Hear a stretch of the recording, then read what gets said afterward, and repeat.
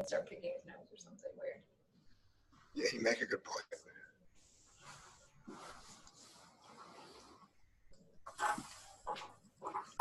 Wonderful, wonderful, wonderful. I'm glad that you could take time to speak with me. No problem. I'm delighted to do it. I'm just moving that a little bit. Yeah. So so just a little bit about me and how I'd like our conversation to go. Just hold on one second. Program director at Andre, just hold on one second. My just talk to me at the same time. Okay, fine. All right. Okay, I'm back. All right.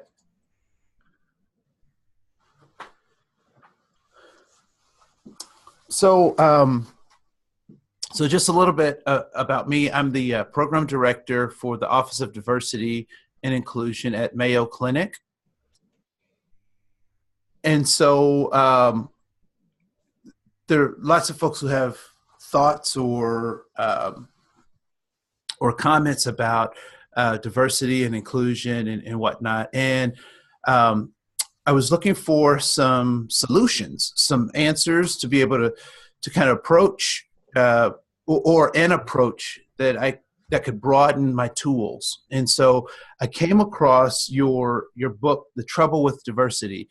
And I found that to be very intriguing. And so I asked one of my staff members to reach out to see if you would be willing to kind of speak with us. And I know the book at this point is a little bit dated, but I think that the principles are pretty sound. Yeah, actually, they brought out a 10th anniversary edition. I don't know if you've got that one. Yeah, so hold on. Let me turn you up just a little bit. Are you still getting feedback? No, I'm good. Okay. So with that book, diversity. Excuse me. What I was just going to say was that they did bring out a 10th anniversary edition like 2 years ago. Oh, wonderful! Kind of updated version of it. Oh, sweet. Because there are just enough people in the world who are skeptical of diversity, but who are not actually racists who want to read it. So, yeah. So what do you? So tell me. So let's just get right to it, right? So first, tell me a little bit about you and how did you come to writing this book or finding a need to write this book? Yeah, so I'm basically a professor of literature. I teach American literature, although actually right now I'm the interim dean of the College of Architecture, Design, and the Arts. I also write about photography. In the 1990s, I wrote a book called Our America, Nativism, Modernism, and Pluralism, and it was about the role that the construction of our sort of modern day notion of race and more modern notions of racism played in American literature in the 1920s. So it was about basically the height of scientific racism, when people thought that races were really scientific entities, were real biological facts. And then it was about how they took that biology, and when the biology didn't work, they turned it into a kind of cultural thing. So on the one hand, it was a kind of critique of the idea of race, and it was a critique of the idea of racism.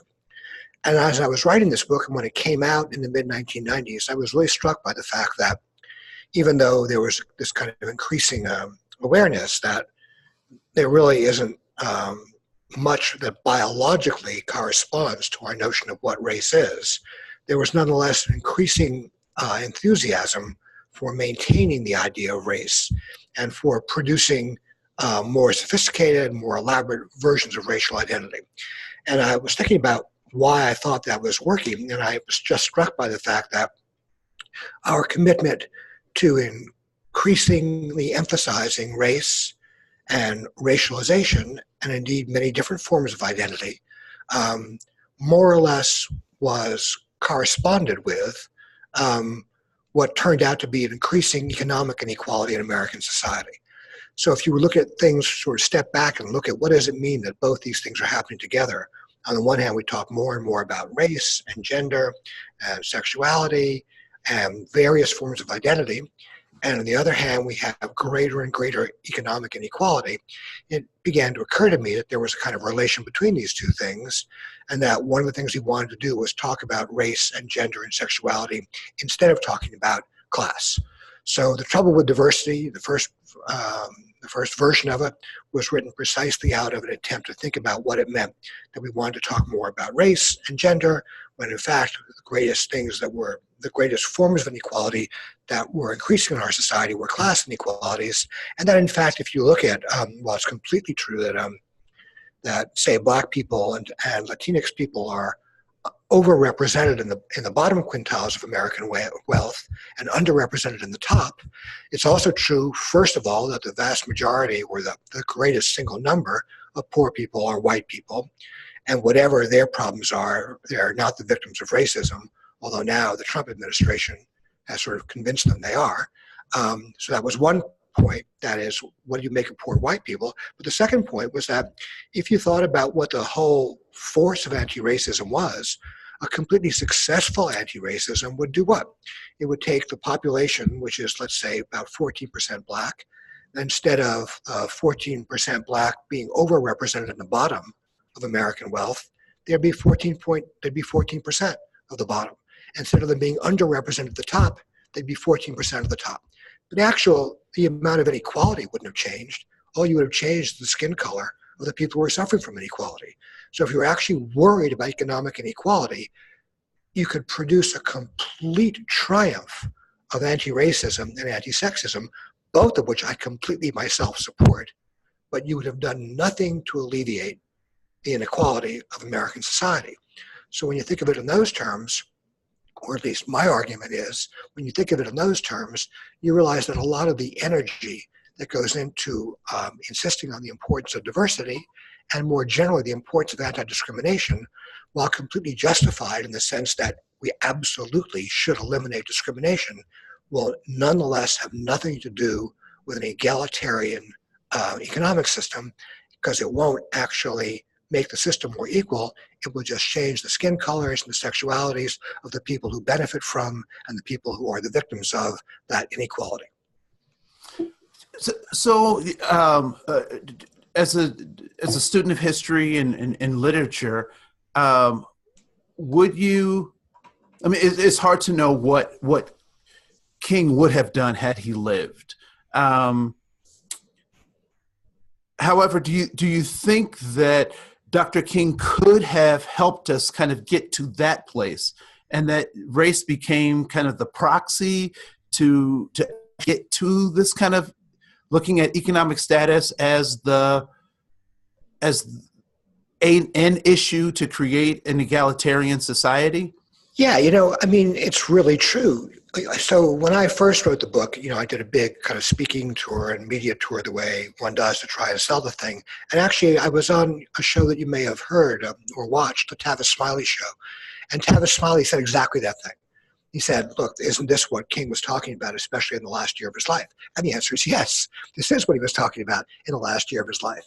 That is, what he was recognizing was that the deep problem is economic inequality, that it's for absolutely the case that Black people are the most victimized by that in the US, but that the cure for it is not anti-racism, which is not to say that anti-racism isn't a good thing. It's to say that it isn't the cure for the increasing inequality of a class society.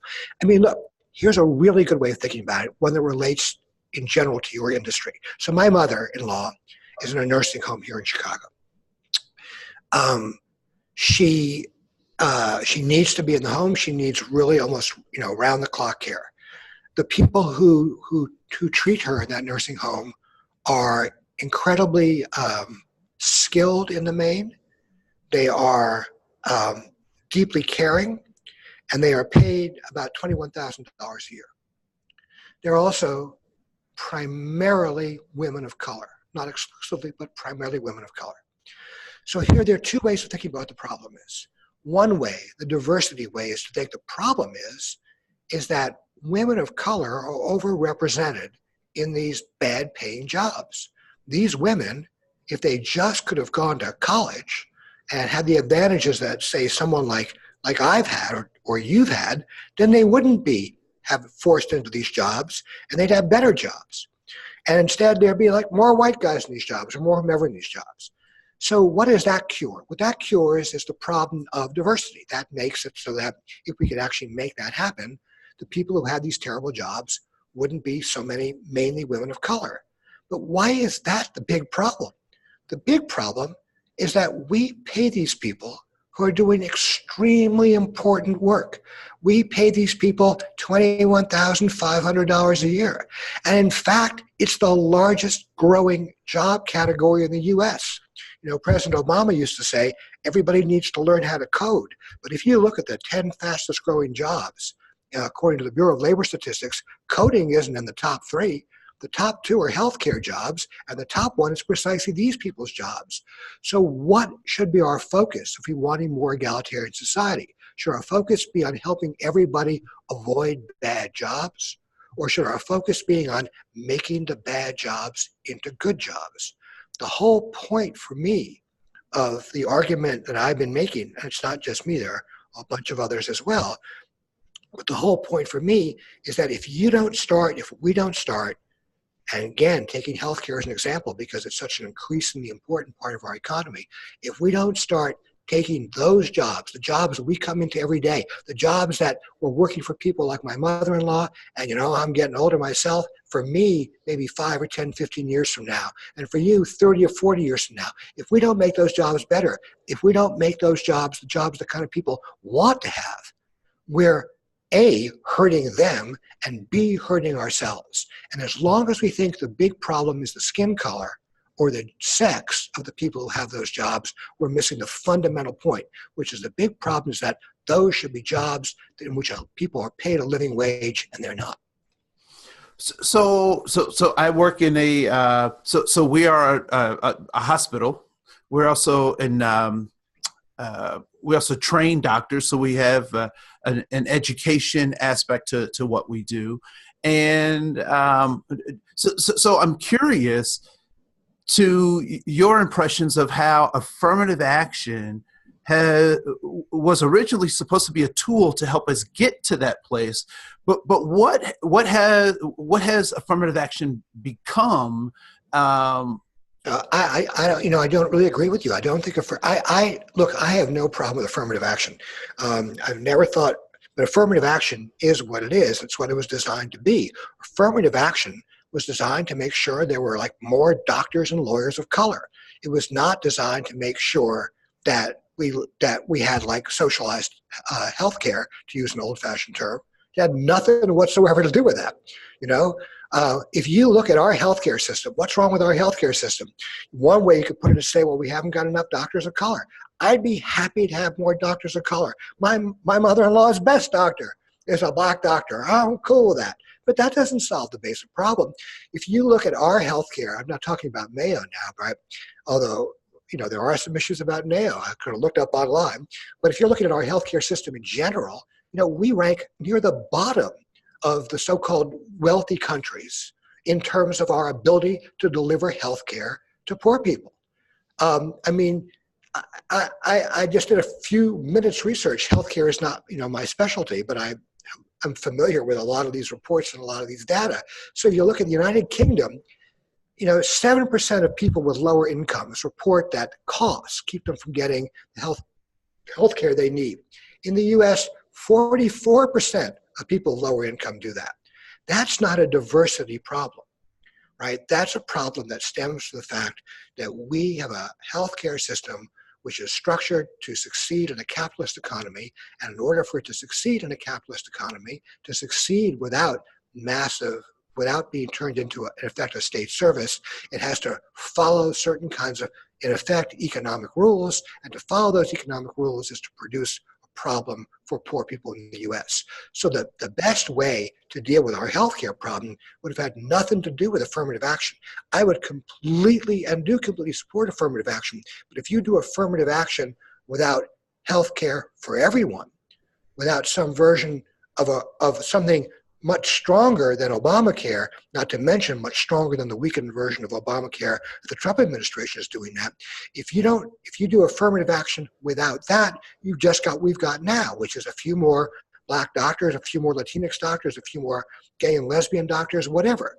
That's not the problem. Yes, we should have more gay and lesbian doctors. Yes, we should have more black doctors. But if we don't have health care that's free for everyone, it doesn't matter what the skin color of our doctors are.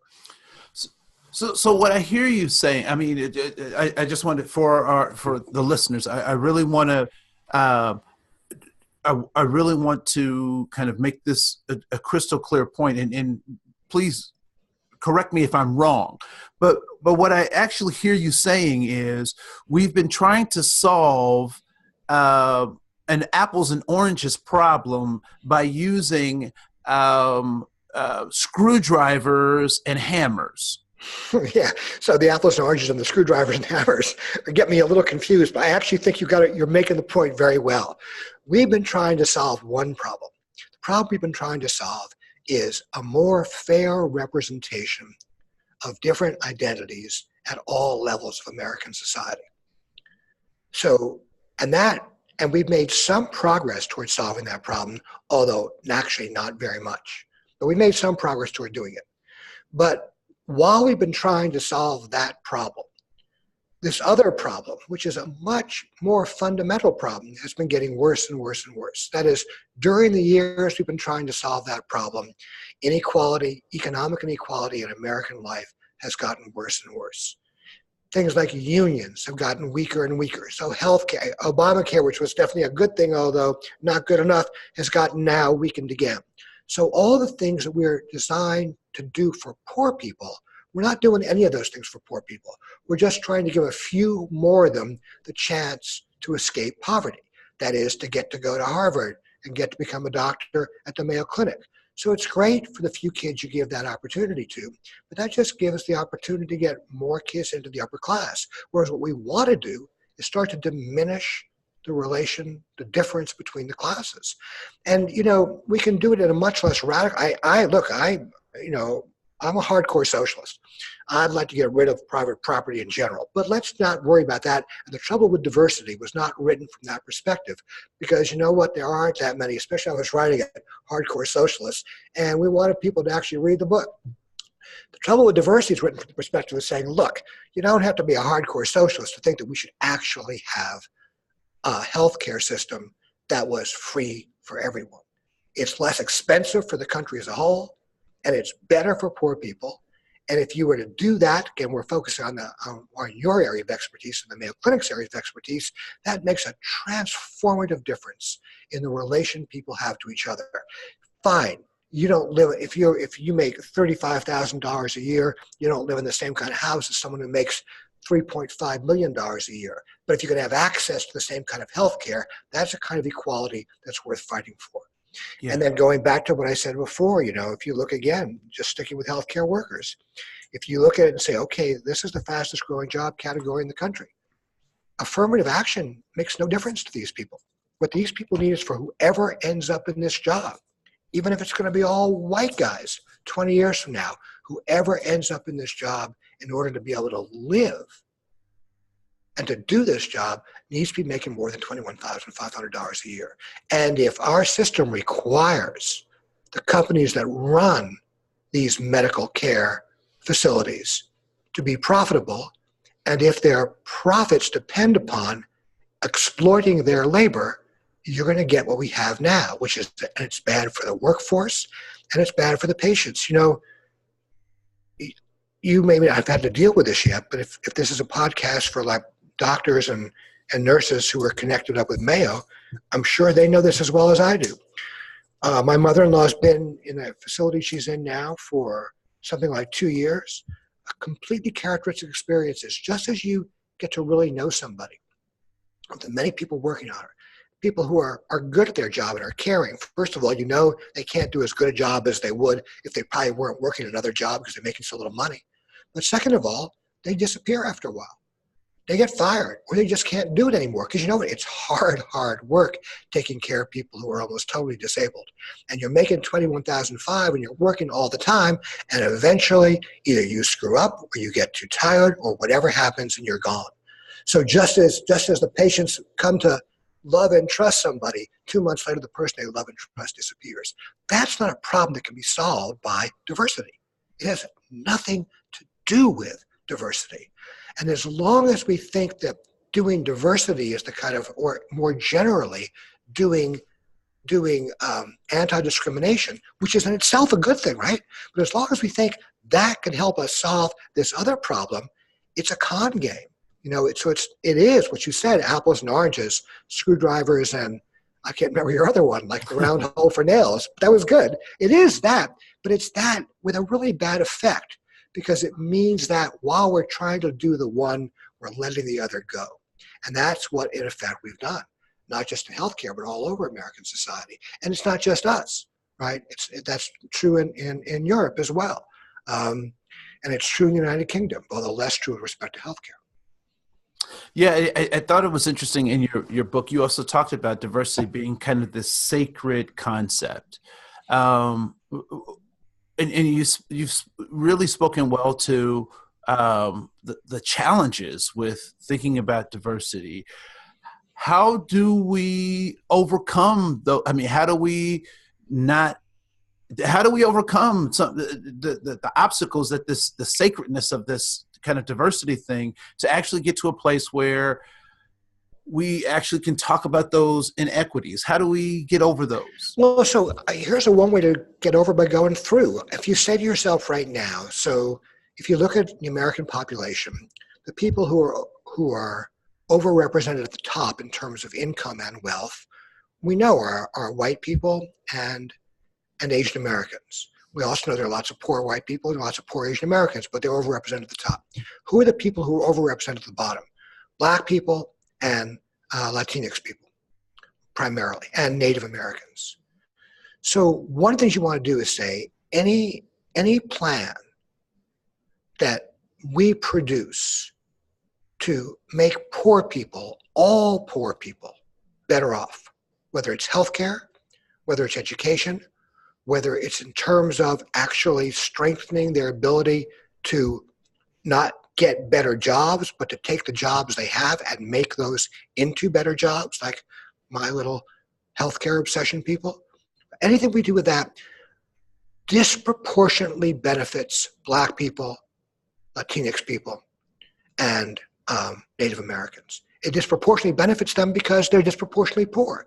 So I'm fine with that. Actually, that's not a bug. That's a feature. Because what does that do? That says, look, we get that Black people, Latinx people, and Native Americans have been the victims of American racism, and they for sure have. But you know what? The way to solve that problem with respect to income is not by anti-racism. We should for sure be against racism. But the way you solve it is by saying, hey, look, let's do this for all poor people. That has two advantages. It has three advantages. One is it's the right thing to do. Two is it disproportionately benefits minorities who have been victimized by racism. And third is it brings along the white people. It says, look, we're not doing this for Black people. We're not doing it for Native Americans. We're doing it for poor people. If you're poor, you're going to benefit from whatever it is we do. And if you're not going to benefit. So to me, the kind of universalism that's so often been criticized, and that it's rightly criticized. We all know when you hear someone say, all lives matter, what they mean is, no, Black lives don't really matter, okay? But I'm not saying that. I'm saying a version of all lives matter when you say, no, they really do matter. And because they matter, you can actually do more for Black people and do more for Latino and Latina people, do more for all those people, the victims of racism, but you do it with a kind of universal plan. So to me, this was the great attraction, for example, the Sanders campaign in 2 years ago, which was the Sanders campaign. I'm sure he said some things, which were not sufficiently PC for some people whose commitment to diversity, in effect, trumps their commitment to equality. But if you see the commitment to diversity as an expression of the commitment to equality and not as a substitute for the commitment to universal equality, then what he was saying was the right thing. So for me, you can't do diversity effectively. You can't make it do what we want it to do unless it's a way of doing equality and unless equality is at the heart of it. If you do diversity without the equality, it's just a way of defending the inequities we have now, of saying, well, look, yeah, it's too bad that 1% of the population has almost half the wealth. But it wouldn't be so bad if in that 1% of the population, there were the right number of Black people and the right number of people of color in generally, and the right number of gay people. So what I want to say is that I just don't think it matters who's in the 1%. If I want to be oppressed by the 1%, right, it's not going to make me feel better. If I'm a gay person, it's not going to make me feel better to say, well, at least some of the people who are screwing me over are gay. How does that count as good news? So I'm Jewish. It's not Jewish. It's not good news for me to say, yeah, some of the fascist oppressors are Jews. It's just like does not help. The issue is not whether, if you think about the affirmative action thing, people often say, and have often said to me, well, but don't you think affirmative action is good because when you get black people going to Harvard, then other black people feel represented by the black people going to Harvard. I've always thought, if you look at a whole bunch of poor white people and you say, hey, look, it's not so bad for you because look at all the white people at Harvard. They're there representing you. The correct answer seems to me to be, no, they're not. They're not there representing me. They're just there, and they get the benefits of being there. I don't see how I get a benefit because they're white guys at Harvard. Yeah, I want to say your arguments are founded. I mean, you have some grounds for the positions that you're taking. So what do you say to folks who say, I can kind of get with you in terms of looking, switching from kind of these racial identities, talking about economics and social welfare in our society. But here's their caveat. But isn't pushing that reverse discrimination? How do you respond to people who might suggest that? Well, so the thing about it is I go back to say what I said before, which is a version of if you push, let's imagine. So my position is we should be for all forms of anti-discrimination. But if we just do anti-discrimination, then we're actually not only not changing things, we're just, in effect, enforcing the way they are by saying it's okay as long as people of color benefit as well. So my point about that is I want to be for all forms of anti-discrimination. But what I want to be saying also is that if we push for policies that create greater economic equality for all people, it's not disproportionately going to benefit white people. It's not reverse discrimination for white people, because I go back to what I said before. Disproportionately poor people are black. Disproportionately poor people are Latinx. We're actually benefiting. The way we do it now, we're benefiting the creation of people, middle-class people of color, as if the cure to our problem were to have more middle-class black people, more middle-class Latinx people, and more upper-class black people as well. But that leaves the class distinction there. What I want to say is if you want to benefit the vast majority of black people, you can't benefit them by squeezing a few of them into the middle class and squeezing a few of them into the 1%. Most of them are going to stay where they are. The bottom 50% is the bottom 50%, whoever it's made up of. What you want to do is eliminate the difference between the bottom 20, 30, 40, 50% and that top group. And that disproportionately benefits people of color. So to me, the more you do it for poor people, the more you're doing it for poor people of color, because poor people of color are disproportionately they're not in the majority, but they're disproportionately overrepresented among the poor. So to me, it might be a downside for someone to say, well, I wish it wouldn't benefit white people too. I think that's silly, but it might be a downside to say that. But dude, it's benefiting black people. It's benefiting Latinx people, and it's benefiting them a lot more than picking out 3 or 4 and saying, now you get to go to Harvard. Or picking out, 4 or 5 and saying, now you got a better job. Yeah, it's So I'm trying to so taking out race and those things and really trying to hone in on what works. I just reflect on the fact that I was a Head Start kid, and so totally benefited from all those Johnson era advancements in what I would consider investments in the the social welfare in the best of sense, the social welfare of so-called people in poverty or poor people. For sure. And so I'm still wondering. But look, I mean, you benefited, and that's great, right? No one thinks it's bad for people to benefit from those, and we support all those things. But those programs, what were they in effect designed to do? They were designed to take kids like you, who probably also have certain kinds of abilities and certain other kinds of things, whatever it was, to take kids like you and give you a more equal opportunity to succeed, which you obviously have. The kids but if you look at the majority of kids, of course, they didn't succeed. And first of all, they couldn't possibly have succeeded because, in fact, as we look at American jobs, the majority of jobs were being created, to go back to what I said before, were not good jobs like the ones you have. The majority of jobs being created are bad jobs, like the ones are currently bad jobs in that facility that I'm talking about where my mother-in-law is. So if you take you benefit from Head Start. Some other kid in that class didn't benefit from Head Start.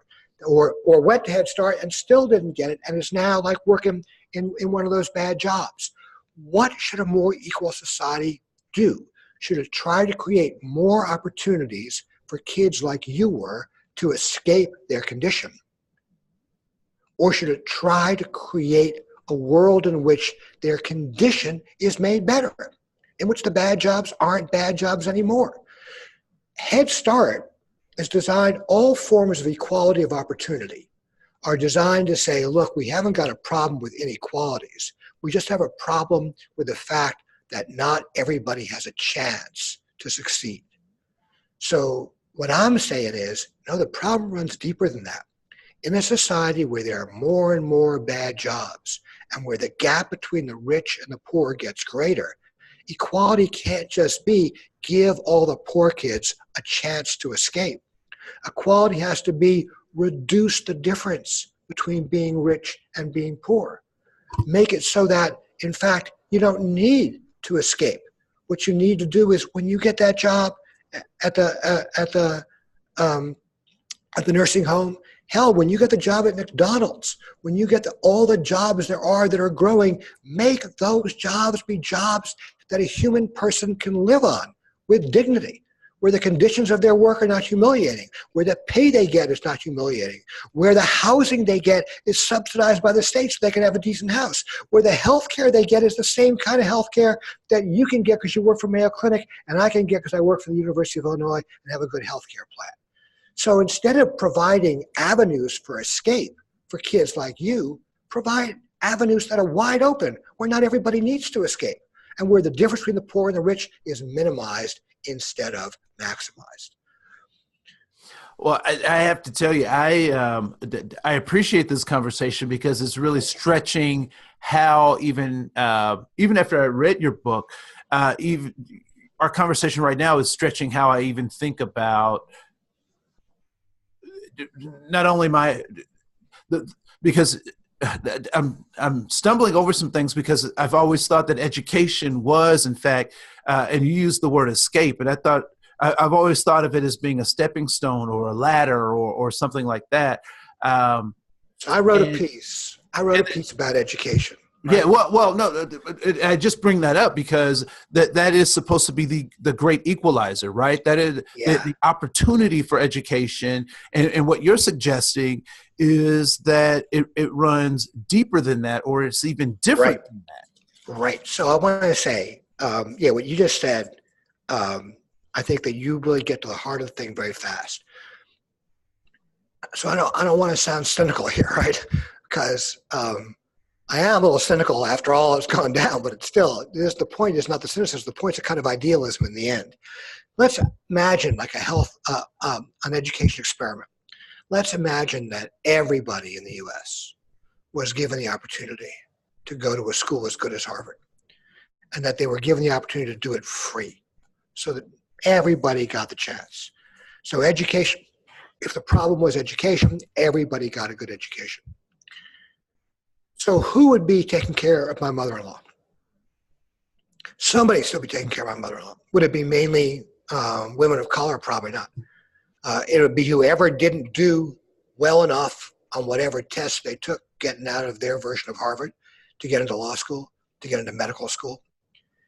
Why? But it would still be somebody. Why would it still be somebody? Because everybody getting an education doesn't take away the fact that what the jobs our economy are growing are jobs that actually don't even require that education to work in that facility. You don't even have to have a high school education, although you do have to have a high level of skills, Yes. not the kind of skills you're taught in school. You don't even have to have a high school education.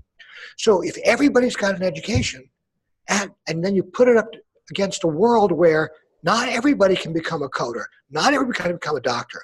The economy is creating jobs that are for not even for nurses. They're for healthcare aides. They're for fast food workers. They're for all those people.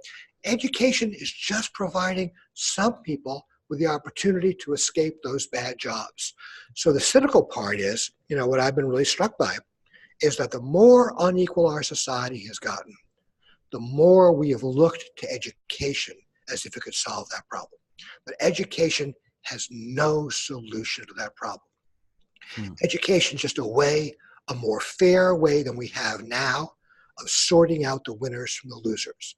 Right now, it's not fair because if you look at a place like Harvard, just to stick with that example, and because they're in the news these days, the overwhelming factor about Harvard is not the racial identity of their kids, which actually now they're slightly overrepresented with respect to African Americans and even Asian Americans, although the claim is one of discrimination.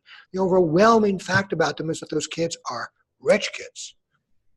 The overwhelming factor about everybody at almost all the major universities in the country is that their median family incomes are way, way, way higher, in the high 150s up to the 230s than everybody else. So that's unfair. But if we eliminated that, if we did my little thought experiment from before, and we made it that everybody could get as good a school, go to as good a school as those, we still haven't solved the problem. Because all that does is say, okay, fine. Now, even if you're black and poor, you're going to still get to go to a great school. But someone is going to still have to take care of Walter Ben Michaels' mother-in-law. And that someone is going to make $21,500 a year. So when we make education available to everybody, which now, of course, we don't, but if we did, would it be better? Yeah, everybody should have an education. I'm a teacher. I believe in that. But would it make for a more equal society? It would not.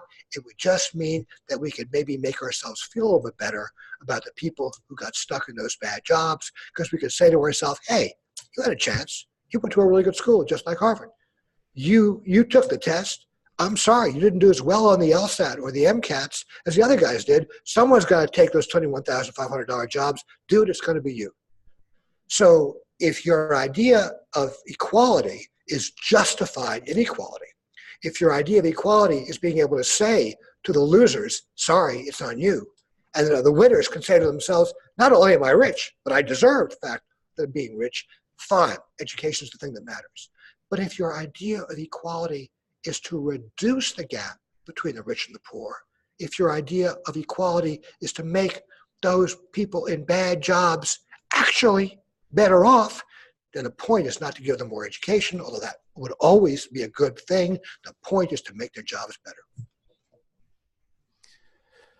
You're making me think, man. And the funny thing is, I'm not a quiet person, but you're really causing me to really analyze this diversity thing as I think you said it in your cynical voice, that it may in fact in some ways be to make us feel better about how we justify these inequalities. Yeah, I always thought that's a little bit true. I always thought the thing about affirmative action was that the minute we really got going with affirmative action, every white kid on campus felt better. Yeah. Because every white kid on campus thought, yeah, man, I'm not here because of my race. Yeah. Everybody gets a chance to be here.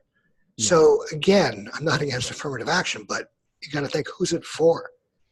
It's not for making a more equal society. It's for letting a few more people of color into it, and for making all the white people who would really feel bad if they were the victims, if they were the beneficiaries of racism, feel a whole lot better because they can now think, well, I'm a little more woke than I used to be. Wow. Wow, wow, wow. So I will tell you, this interview took a different direction than what I had planned, and so no, it's Well, sorry, we can do the other one someday if you want. well, I do a lot of these. I, But I, I have to say, you're a more interesting interlocutor than I often get. So I'm grateful to that. But I do a lot of these. So I'm happy to do another one sometime if we want to do the one you wanted to do. okay, good. No. This is exactly what we were supposed to do today. So that's what I believe. And so, any last parting words, and then we'll do a little space, do a exit, and then we can talk freely about the next steps and that kind of stuff. Any last parting words? Yeah, I just would be is that, first of all, I really have enjoyed talking to you about this. The second thing I would say, and I don't mean just you, the Mayo Clinic is an important institution. The Mayo Clinic does provide super high quality healthcare.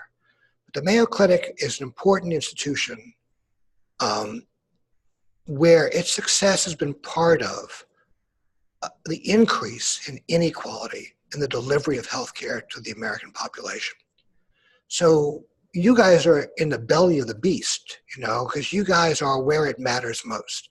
To me, when I think about what the Mayo Clinic can do, not just for diversity and inclusion, but for equality and for diversity and inclusion as an expression of our commitment to equality. What the Mayo Clinic can do is fight, more strongly and more vividly and exemplify more strongly and more vividly what it would mean to have one's primary mission be to afford, to be able to provide low cost, no cost, high quality healthcare to the people it serves. That's the great goal. And the great goal is to take those statistics I mentioned before about almost half of people lower income in the US saying correctly that their healthcare and their access to it is affected by their poverty, and creating a system in which no one's access to healthcare is affected by their poverty. No issue is more important. The last midterm elections have shown that for all people, if black, white, whatever, for all people, healthcare is a big issue. I harp on it because it's more and more important in the world. In my own university, more and more kids come to university. They want to be healthcare professionals. In my own life, as my family gets older, I see more and more exposure to that world. Nothing is more important.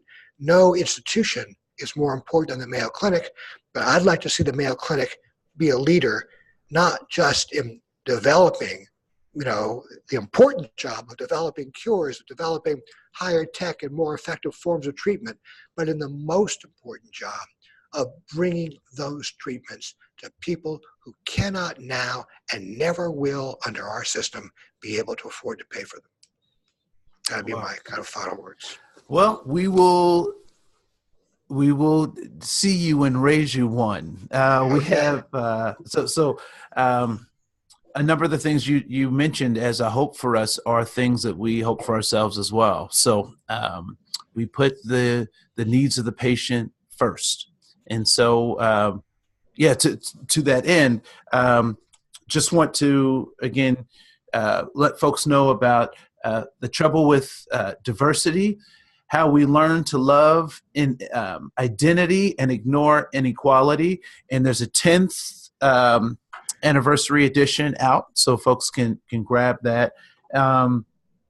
Walter Ben Michaels, it's been a pleasure being with you today. I hope that we can engage in more conversations. I'd love to do it.